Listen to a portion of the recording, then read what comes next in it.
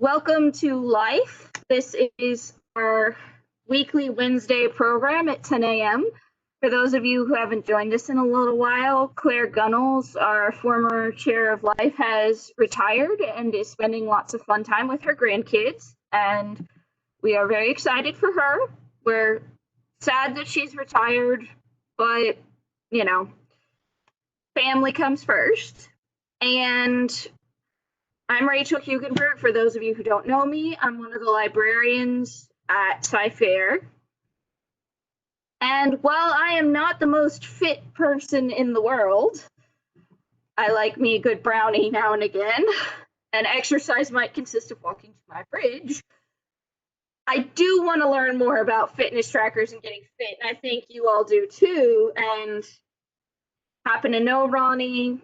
He does some really great work over in kinesiology. He's one of our professors, and wanted to just ask him about keeping fit during COVID, because I know that the COVID-15 has visited my house and my scale. And I'm getting back on track. You guys can see I'm got my fitness tracker in here. So Ronnie, if you would please take it away. All right, thank you guys for having me. And this will be I'm trying to do the chat as well. So if you guys have questions, if Rachel, you can kind of keep an eye on any of that or in the chat room, or if you guys just want to pop on, you're more than welcome. It looks like everybody's kind of muted, so that's fine. This is obviously my first virtual meeting or presentation to do with everybody. So appreciate you guys being here.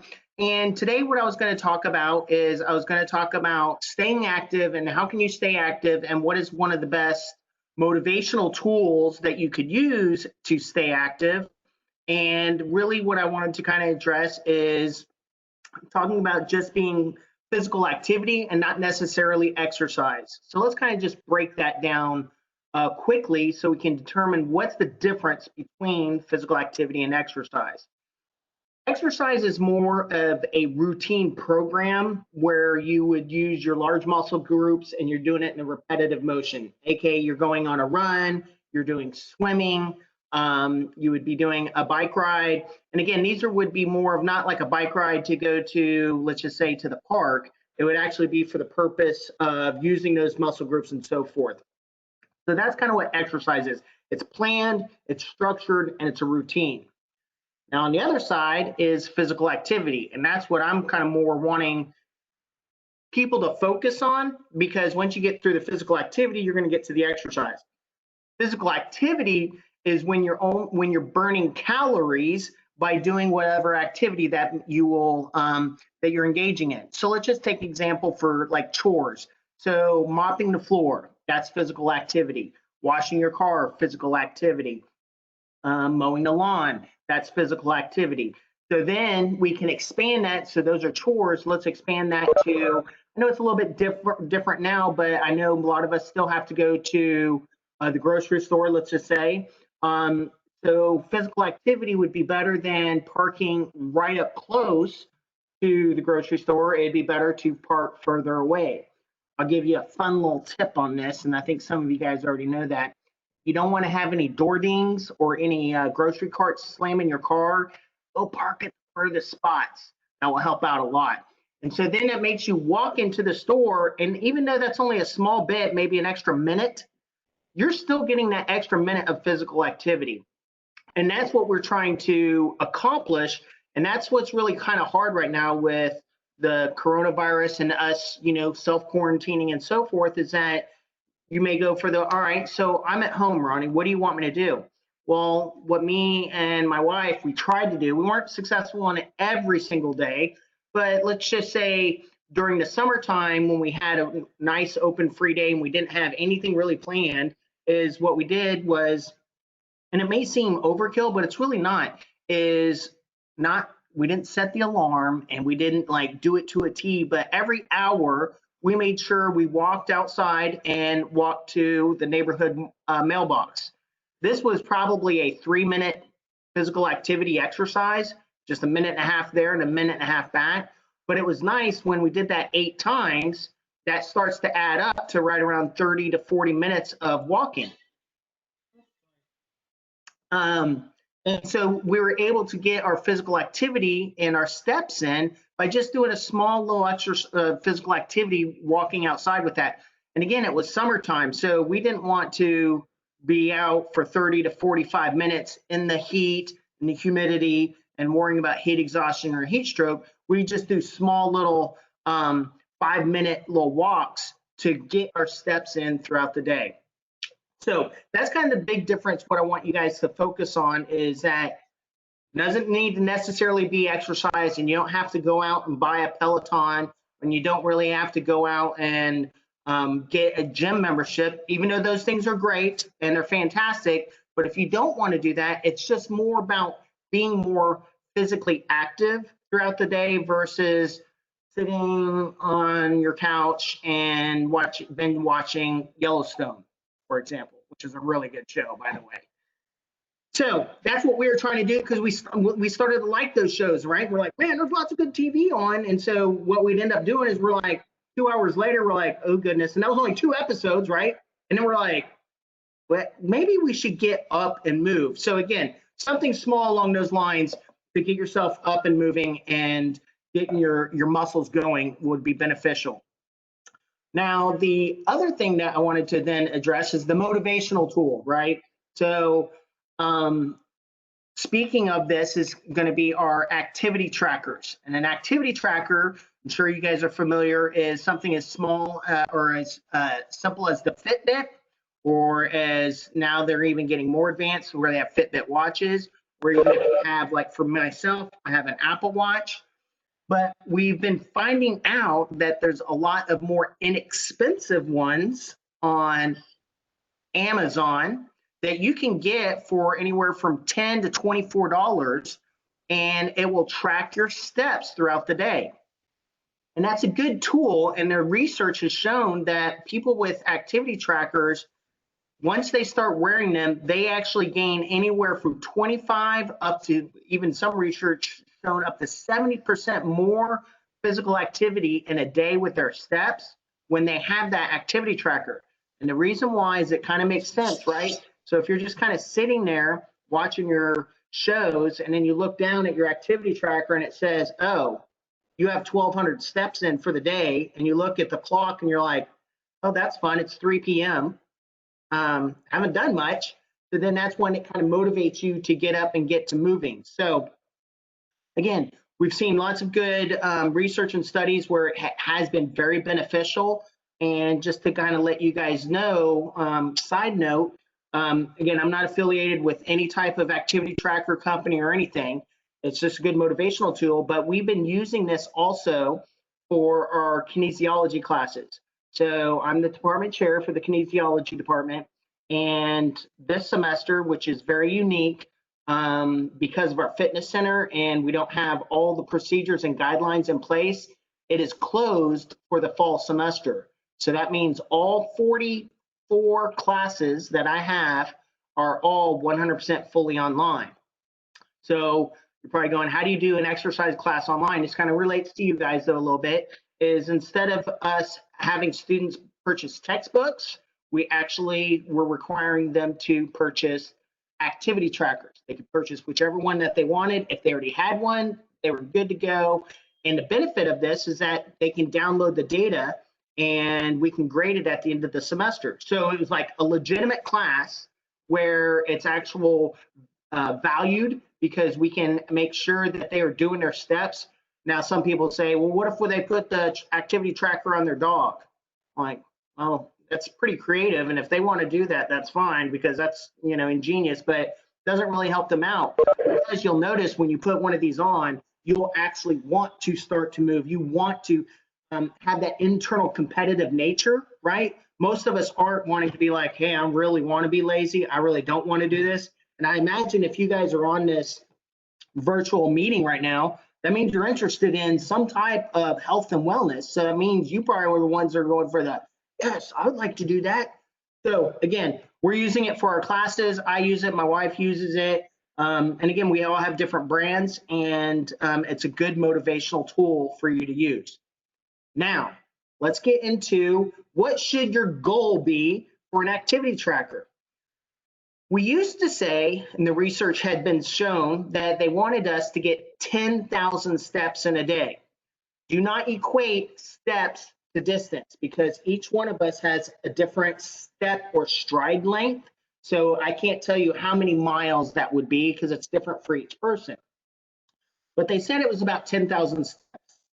Well, we've started to come back, not we, I guess the exercise science community and scientists have started to scale that back. And so now they're saying they would want 7,500, so 7,500 steps in a day is sufficient to be physically active in a 24-hour period. So that gives you an idea. If you have an activity tracker and you're only getting 2,500 steps in a day, hey, I need to kind of boost this up. And here's what I want you guys to know, that if you already have one, or if you do purchase one in the future, you don't put it on and day one, you try to do 7,500 steps. I'm going to give you a really good tip. What you should do is once you purchase your activity tracker, or if you have one, keep track of it, right, for the first week of your normal activities. Don't try to go above and beyond, because what you want to do is you want to get a good baseline, right? You want to kind of see where you're at with your lifestyle as it is. And then you want to say, okay, this is what I normally get on a daily basis. Now I know that my numbers are 3, 4, 5,000 steps. Now what I need to do is, like I said, park at the furthest spot of the parking lot before you go into a store. You start going to the mailbox once or twice, in a day, and you just start adding some of those steps, small amounts, to your daily regimen, versus going for the, all right, I'm just going to go out there and I'm going to get 7,500 steps in an hour and a half, and I'm just going to walk until I can't walk anymore. Don't want to do that. That's not going to be beneficial. So small little increments, and add just a little bit each day. You don't want to try to go out and overdo it on day one. Give yourself a baseline week one, and then start to increase slightly each day. Okay, we've got a couple of questions in the chat, Ronnie. Can I pitch them to you? Absolutely. I totally missed the chat. That's why you're here, Rachel. Thank you. Do they get a grade for the amount of movement? No textbook, Mariana asks. Say that again. Do they get graded on their amount of movement? Yeah, so that's what we did kind of fun with the class. So with the students is we give them a choice. So remember I said at the very beginning of this presentation, we have exercise and we have physical activity. Well, students can choose if they just want to get their steps in. And if they don't want to get their steps in, let's just say you had a 22-year-old like soccer star that's really, really physically active and wants to exercise all the time. Well, they may want to go out and do 30-minute runs. Well, then we did exercise as an option. So their movement and their exercise, if they got 100 exercise minutes in the week, then they could get a grade for that as well. Okay, and Mariana also asked 7,500 steps for what age? Does it change with age, or is it, kind of across the board? Yeah, so that's a really great question. And we actually have not been able to nail down consistent research, if you will, on the age groups for the amount of steps. You can Google it and you're going to see everything is all different recommendations. So yes, as we get older, we probably don't need to be getting 7,500 steps. So my recommendation is, let's just say, maybe if you're over 60, we don't need to be getting over 5,000 steps. You want to be shooting for the 2,500 to the 5,000 steps in a day. So, and again, it really, so that's the difficult part with it, is because that's a really good question, because if we have somebody that has a pre-existing condition, let's just say bone spurs, or they have plantar fasciitis with their feet or something, then we would make just really small increments, and we'd say, hey, you were starting out at only 1,200 steps. This week, I only want you to go to 1,500 steps. And then the next week, maybe 1,600, 1,700, and you're doing the small increments, because then you don't want to aggravate any type of pre-existing injury or conditions. But as a rule of thumb, probably what we see is over 60, you want to probably be shooting right around the 5,000 steps. Okay, another question has come in. Counting steps is better than how many miles you walk?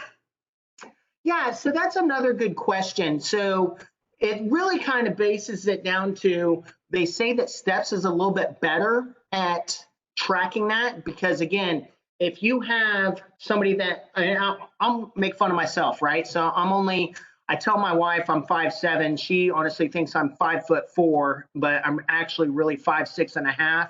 So with that being said, is that I'm obviously not super tall basketball player.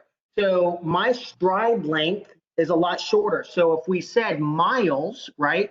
If somebody had a larger stride length, they'd be getting less steps in for a 1 mile walk. So that's why we decided to go to steps, right? You have big steps, it's going to be a longer distance, shorter steps, the shorter distance. So that's why we think that, or the research has shown that steps is a little bit more valid in counting our physical activity. That doesn't mean that counting your miles is bad at all, right? So we would say if you want to get, roughly 2 to 4 miles in a day would be great. And if you split that up, that would be fine. But again, the difference is that me just walking to, let's just say, get another cup of coffee from my dining room to the kitchen, you're going to get maybe 20 to 40 steps in, right? So that's why we say it changes. And you don't need to go out and say, hey, I need to go and walk 2 miles, or I need to go and walk 4 miles. Okay, so this is a question that I've had because I've had different types of fitness trackers. And I think a couple other people, when we were coming in, were talking about this. Are there brands that are better than others for actually tracking you? Are there things that are more accurate? Is it worth dishing out the extra dough for a higher level fitness tracker versus like keeping, one of the little hip Fitbits, so to speak, a step count? So I got good news and bad news for you. So it's one of those things that you guys kind of already know, right? If you've ever shopped, and again, I'm not promoting Amazon, but with Corona, it's been a lot easier to do your shopping that way. So if you've ever shopped on Amazon and you've gone for the more or the less inexpensive item per se, right? Sometimes that works out no problem, but other times, and more frequently, if it's something that is requiring more of technology or more advanced or something that you need the quality, you'll realize that you're going to be trading off on that. And it's not that it's not going to be as accurate, it maybe just won't last as long. So that's kind of the idea of it. And the bad news is that we do see, like, and again, I'm going to throw this out there, an Apple Watch. So that's $299. And a lot of people probably don't want to go and spend that amount of money on one.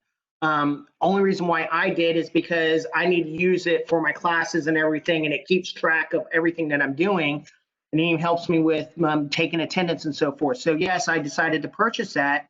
But we do notice, even like with Fitbit prices have actually skyrocketed with their products. So they used to be anywhere from $29 to $49. And now, like, the cheapest ones you can get are about $69, and that's very limited products. Everything else now is more of a watch. And again, it just gets back to the technological age that we are with our smartphones, is that these watches sync to your phone so you can get your text messages, you can play your music, you can do everything from them. So if you were asking me, I would lean towards maybe getting that mid-range one. I wouldn't be going out and getting a $300 one. I try to shoot for maybe like that $100 one. But the good news is, if you don't want to do that and you just want to get your feet wet and see if you would enjoy it, get one of the inexpensive ones for $19 or $24, because it's not going to stop working in a day or two. I'm just saying it may not last 5, 6, 7 years. Good? All right. Yes. Good.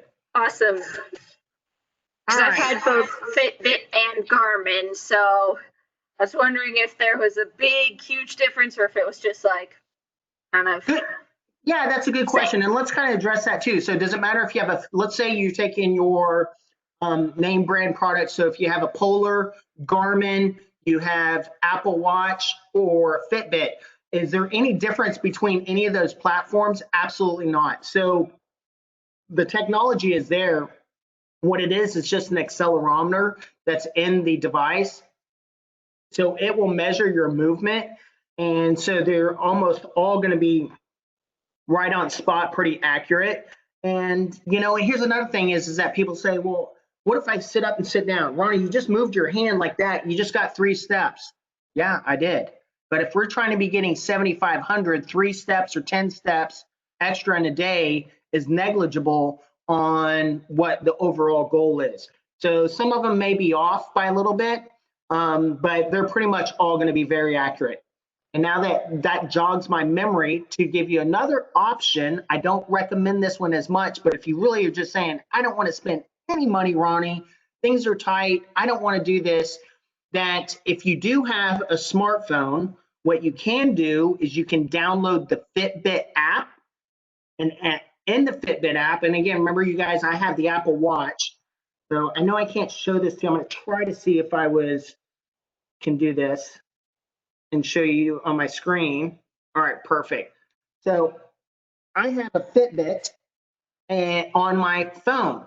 So what my phone acts like is your activity tracker. So you can log into Fitbit, username, email, password, and you'll get an account. It's all free. And then you set up your account as a mobile activity tracker device. So they're saying your phone. And so what will happen then is your phone will track your steps for you. But again, you have to remember, it's only going to be the movement of the phone, right? So if you have it, and just take ladies, for example, if you have it in your purse, right? And that purse doesn't sway as much, right? You may not be getting those steps as accurate if you had something on your hand. Again, just to even make it more exaggerative is then again, if you just leave your phone on your counter and you get up to walk to use the restroom and come back, it obviously wouldn't count those steps. But again, it's another easy and quick and free way just to kind of get an idea of the steps that you're getting in a day by using the Fitbit app. Good. Any other questions by any chance? All right. And there's so many apps that are out there now. There's even the Google Fit. So Google Fit will actually do the same exact thing, and it will sync to trackers, and it tells you heart rate points and all this. But again, it starts to get a little bit more complicated with that, and it starts to get really advanced. So just kind of go with the simple ones. And again, if anybody does, after this presentation, if you want to get in touch with me via email, you can get in touch with Rachel, and you can shoot me an email on maybe a product or a device that you're looking at, or 2 of them or 3, and say, hey, Ronnie, what do you recommend on these 3? And I'd be more than happy to help you guys out. Cool? All right. All right, so now that's talking about our activity and what we need to be doing. There's on my D2L, my class site, is something that we've done, resources for at-home workouts. There are so many of them that because of the coronavirus, what I would recommend is that if you want to do something at home and you don't have a gym membership and it's still too hot, but you want to do some exercise at home, is that all you have to do is Google, and this is what my other full-time professors, Lisa and Tim, did, is we just Googled free at-home exercise workouts, and then we kind of took like 4 or 5 each, and we made a master list of about 15 different websites that we used for students to use as a resource for them to exercise at home. I can't give you per se. I really could, Rachel, if you want, I can actually copy that list and email it to you if you want to send it to people. But it does. That would be fabulous. Yeah, I can do that. I will say this is that, and you guys can get upset with me and just go for that. Are you kidding me? You guys know that in today's day and age with websites and everything, that those change drastically. So they almost change monthly. So I'll send you the one that we use for summer. We try to update it with everything working, but I'll send that to you, Rachel, and you can send that out. But the other recommendation is that once Rachel sends that out, I would also still recommend you guys to do that as well. So let's just say that, let's say Leah wants to do Pilates, right? Well, then what I would do is I would Google free at-home Pilates workout. And then what you can do is you can get videos that are free that you can use. Let's say somebody else wants to do yoga. Well, then tailor it to yoga, because you don't want to start beginning into CrossFit workouts and all that other type of stuff where it's going to be too extreme. Tailor it to what you want, right? And they even have some other good ones on there, as simple as meditation exercises. So where you're actually literally sitting there practicing your breathing in and out, controlling your thoughts, controlling your stress and anxiety. So a lot of little good stuff. And the reason why these are free currently is because people know that we're, in self-isolation, if you will, for the most part. And so they know that people need help with these at home. So again, another little tip for you guys to use. Cool. All right. Now, moving on, I want to get into the nutrition side of things just briefly. That's talking about the physical activity and everything. So, I've been doing more and more research because I have done the same. I've been at home. I've been trying to do my exercises and everything. And me and my wife, we had to cancel our gym membership. And the reason why is because we knew we weren't going to be going and we didn't think it was safe. We have a 9-year-old awesome little boy. And so we were doing the really good thing and we were self-quarantining and everything. So we actually decided, we purchased a Peloton. And that is a exercise bike that's got a screen on it and it's got classes and everything. And it's actually very affordable because you don't have to pay interest on it. So you may see the numbers and may think, oh my God, he spent all that money on it. It's actually half as expensive as what we were doing for a gym membership. So we're like, hey, that's a good idea. Now, the reason why I'm telling you that is that me and my wife have actually been killing it on the Peloton. We've been actually exercising. My wife did 30 days straight. I've done 28 days straight. We've been doing anywhere from 20 to 30-minute workouts on the bike, and it's been great. We've been sweating. We felt good about it. We haven't lost as much weight as that we wanted to, right? So you have to then take a look, being like, how could we not be losing this weight when we're doing more exercise than ever? What is going on? Well, then you only can look to one other thing, right? And that's got to be your nutrition. So over the past year and a half, 2 years, I've been seeing a lot more research studies and everything. And this is what I've started to realize, even with our diet, isn't necessarily that we're eating bad. So me and my wife, we're not eating Whataburger every day, even though we love Whataburger. We're not eating candy every day. We have non-fat milk. We try to eat healthy and we try to do the right things.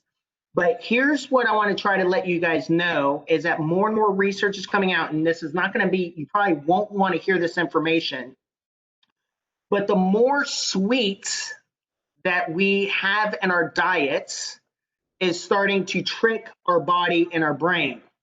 So me and my wife, we prefer diet drinks. We don't drink the full sugar drinks. So we may drink Diet Dr. Pepper or Diet Pepsi or even Coke Zero, right? My wife is actually really, really good. She's an assistant principal. She had to go back to work 5 weeks ago, and she would take her big Arctic cup, 60-ounce cup, and she would fill it with her Crystal Light. That's only 10 calories total for that whole 64 ounces, right? So that's like really, really good if you're thinking calories.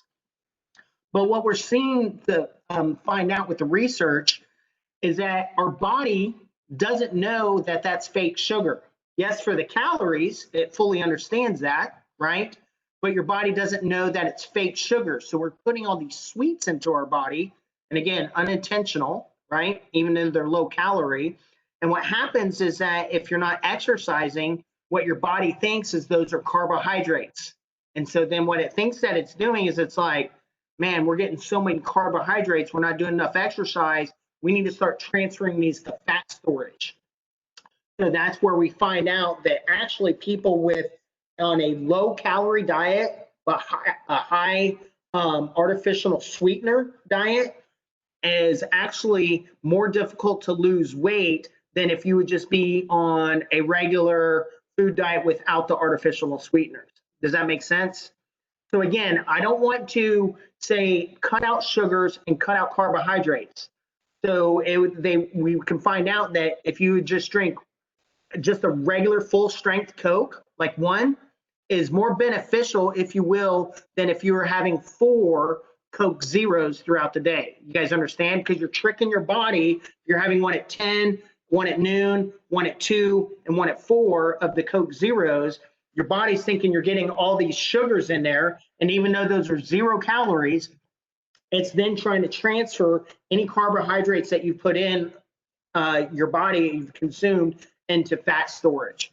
Versus if at lunch you just had 1 Coke, and then for the rest of the day, y'all all know what the answer is, right? What should we really be doing? We really should be drinking just more water, right? And that's what we kind of need to focus on, is trying to reduce the amount of artificial sweeteners. And again, this has nothing to do with whether they cause cancer or anything. I'm not even getting into that topic.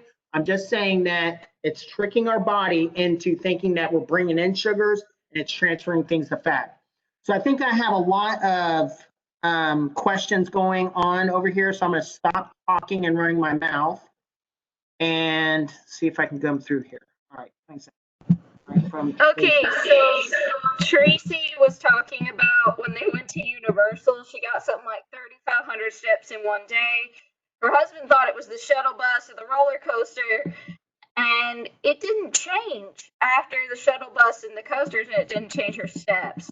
Also, sometimes when you crochet, it ends up giving you a lot of fake steps, which I could kind of agree with. It's a good arm workout if you do it for a solid hour. I will say that. Also, Mariana has asked that she would like to read that study. Do you have a reference for it? Yeah, perfect. I do, and I can get you that. I have a few of them. So what I want to try to do is kind of get the more of the non-exercise science ones where you just don't want to read it, and more of the general ones. I can send that link to you that talks about that. And also, so yes, I will be honest with you. So, gosh, where was I? Oh, all right. So I do my study abroad class to Italy. And I would notice that when we're on the, was it 11 and a half hour flight over to Rome, that I was able to get my steps in. So if it was one of those flights that had not a lot of turbulence, but enough turbulence that you're moving around, that it was tracking it. And then we got on the bus to go from Rome down to Naples, and that's a 4.5 hour bus ride. And even though those are some nice buses that we're on that were pretty smooth, I would sit in the back and kind of lay down and relax. That just that small movement was tracking. So on a day when I knew I wasn't even getting close, shouldn't even get close to 10,000 steps, I would have like 8,000 steps. And I'm like, wait, what? So yes, some of these things. So yeah, going on to be honest with you, going on a roller coaster at Universal Studios, it's not going to think you're doing exercise because you're going, 60 miles an hour, but that vibration is definitely going to start tracking that. They did say though, we read something where they're trying to change the accelerometer and get it more accurate when it notices those drastic changes in speeds, and it kind of stays consistent, that it will reduce the amount of steps that it's going to calculate. But yeah, even doing the crocheting or doing something along those lines, yes, absolutely. I'm not going to lie to you guys. You can maybe get 5,000 or 7,000 steps that are accidental steps. But then again, I would say on a positive note, most of us aren't doing that every single day. Does that make sense, right? Doing the universal shuttle bus or the working on the blankets or so forth. And again, that's why you need to not take just one day. Remember I said you want to take a good week to see where a baseline is and then work from there. Good? Excellent. Well, and you know, Tracy, on the other side of that though is, I'll be honest with you, when I went to Disneyland 5 years ago, you'd be shocked. Again, when we go to Italy, that's why they included me on the study abroad is for the kinesiology class, is that over in Europe and in Italy, there's mass transportation, right? So you would think, hey, you're not getting as many steps because they have all these buses and all these trains everywhere. Well, here's the thing is that those buses and trains don't stop at your doorstep. They don't stop in your driveway, right? Or your garage that we have here in Houston. So that you have to get to those spots, and it may take you a mile or so to get to the train station or to get to the store or so forth. So we noticed a lot of steps. So again, for our study abroad, Italy, what we would do is we'd have the students, they'd purchase an activity tracker, they'd track it here while the first week of class, and they would get a baseline. Once we got over to Italy, those steps would drastically increase. And there'd be days that students were getting 25, 35, 40,000 steps in a day, while when they were here in Houston, they were only getting 5,000 steps. And they're like, there's no way. And so we started to try to analyze that and say, was it the bus ride? Was it the train ride? Well, one thing that I was able to do, and I got really creative with it, and I'll just show you real quick. So when I take off my watch, yes, it's got those rings right there, and actually trying to make it turn green on it.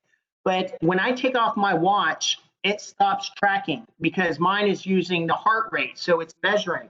So if I put this on my shoe or put this in my shorts or my pocket or backpack, it stops tracking. So what then me and two other students did, that I made it their project. I said, hey, let's all three compare. One had the Apple Watch, one had a Fitbit, and then I had mine. And so whenever we went together, I would take off my watch. Whenever we're on a train or a bus, students would keep theirs on, and we did a comparison.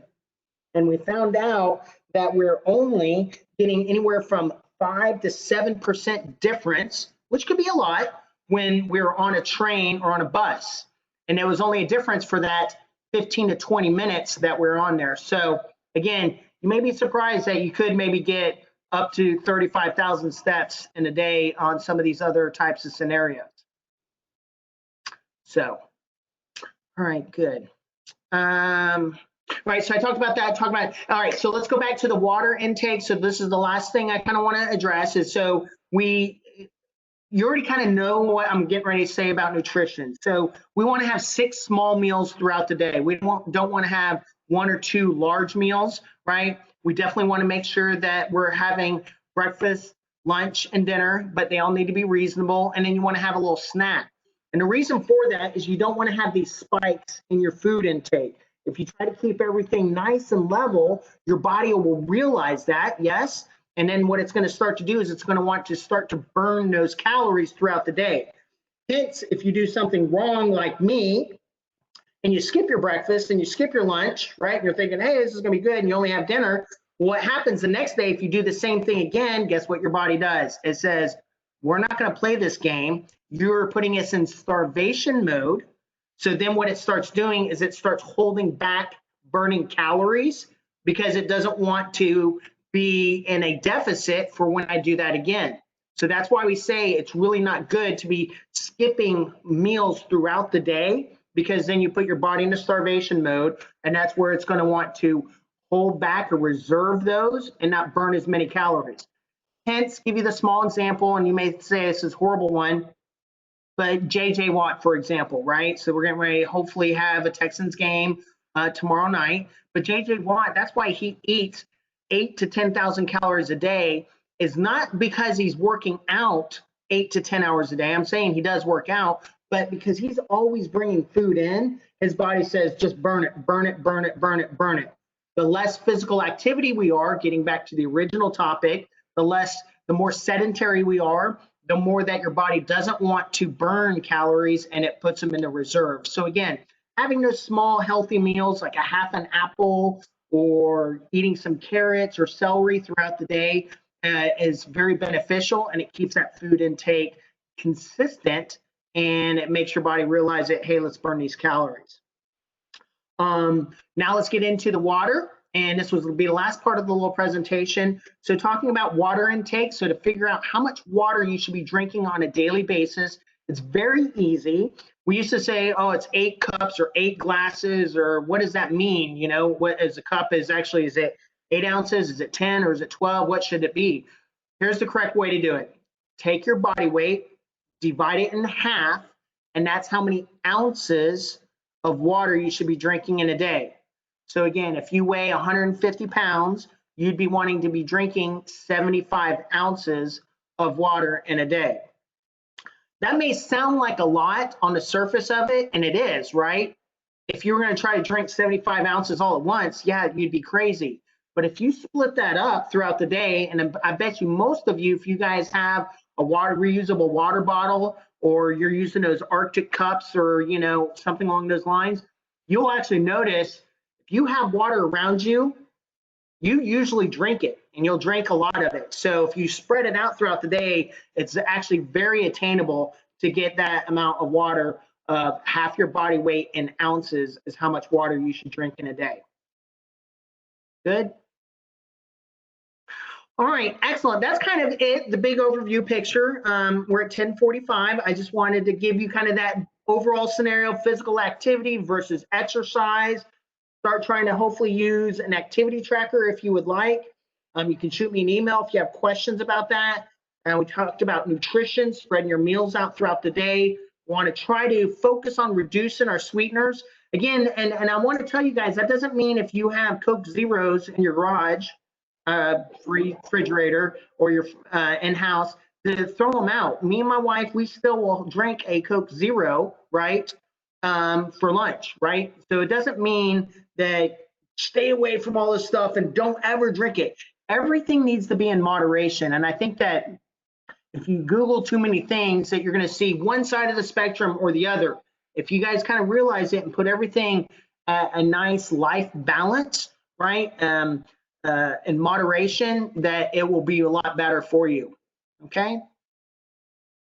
Any questions, friends? Any questions? I wish I could have been there for you guys. If you guys have ever seen me ever do a presentation, this is what I love to do. I love being around people, and it breaks my heart to know that this semester I'm fully 100% online. I don't get to go back up to the college until January, and then to do a presentation like this is like, it feels good. I love it, but it's still just like, I want you to feel my energy. I want it to be there.